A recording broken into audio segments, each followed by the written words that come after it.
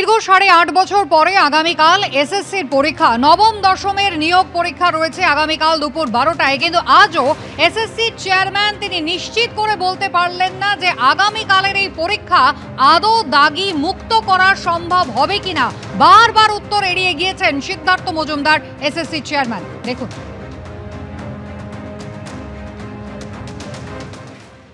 Last অবজারভেশনে supreme court বলেছে যে কোনোভাবে কেউ দাগি এখানে বসে না। এই প্রশ্নের আজকে আমি আলোচনাটা 14 তারিখের পরে করব।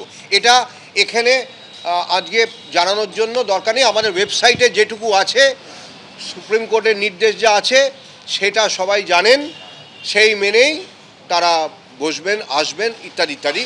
এই ব্যাপারে আমাদের কিছু আমাদের এই ব্যাপারে আমরা আজকে আলোচনা করব না।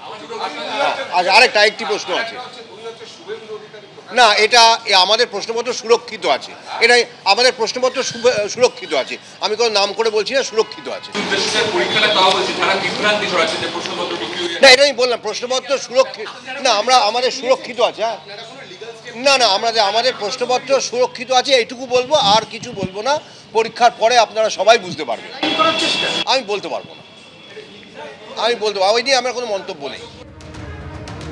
কৃষ্ণেন্দু অধিকারী সরাসরি এই মুহূর্তে আমাদের সঙ্গে রয়েছেন। কৃষ্ণেন্দু, সব থেকে বড় চ্যালেঞ্জ রাজ্য সরকারের কাছে, কমিশনের কাছে একেবারে স্বচ্ছ একটা এসএসসি নিয়োগ যাতে হয়, পরীক্ষা যাতে যথাযথভাবে পরীক্ষার্থীরা দিতে পারেন, সেখানে 24 ঘন্টাও এখনো বাকি নেই।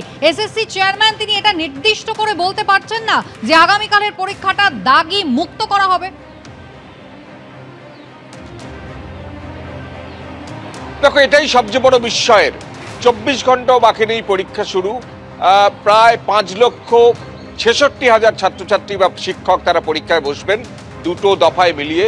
কিন্তু পরীক্ষার কয়েক ঘন্টা আগেও স্কুল সার্ভিস কমিশন জোরের সঙ্গে, দাপটের সঙ্গে এটা বলতে পারছে না যে কালকে একজনও দাগি পরীক্ষায় বসবেন না। সেই মেকানিজম অন্তত তৈরি আছে।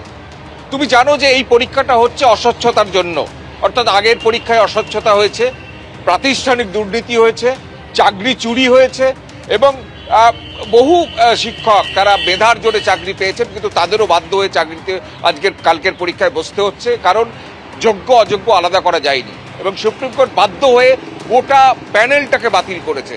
অর্থাৎ দুর্নীতি, অস্বচ্ছতা, অনিয়মের জন্যই এই পরীক্ষাটা হচ্ছে, যে পরীক্ষাটায় সবচেয়ে বড় কাম্য হচ্ছে স্বচ্ছতা। এবং গত কয়েকদিনে, তুমি যদি বিগত কয়েকদিনে নজর রাখো, তাহলে সুপ্রিম কোর্ট বারবার বলছেন যে রাজ্যের পরীক্ষা যে স্কুল সার্ভিস কমিশন নিচ্ছে সেই পরীক্ষা নির্দিষ্ট দিনে হবে, কিন্তু একজন দাগিও সেই পরীক্ষায় বসতে পারবেন না। বারবার সুপ্রিম কোর্ট বলছেন। তুমি জানো যে কয়েকদিন আগে, গত শনিবারই স্কুল সার্ভিস কমিশন যে দাগিদের তালিকা প্রকাশ করেছে, সেখানে 1806 জনের যে তালিকা প্রকাশ করেছে, সেখানে আরেকটা নোটিশ দেওয়া হয়েছিল। সেখানে 1400 পরীক্ষার্থীর প্রায় 2100 অ্যাডমিট কার্ড বাতিল করেছে।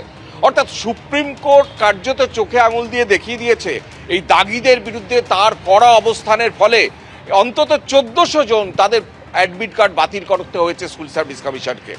সুপ্রিম কোর্ট কড়া অবজারভেশন না হলে হয়তো 1400 জন কালকের পরীক্ষায় বসে যেতে পারত। সেই 1400 জনের 2100 অ্যাডমিট কার্ড যারা উভয় পরীক্ষাতেই বসতে চেয়ে অ্যাপ্লাই করেছিল, সেই 2100 অ্যাডমিট কার্ড বাতিল করতে হয়েছে কমিশনকে। তারপরেও প্রশ্ন থেকে যায়, কারণ তারপরেও স্কুল সার্ভিস কমিশন বলেছে যে কোনো অযোগ্য প্রার্থী, সুপ্রিম কোর্ট বলেছে যে কোনো অযোগ্য প্রার্থী, কোনো দাগি যেন পরীক্ষায় না বসে, সেটাকে নিশ্চিত করতে হবে।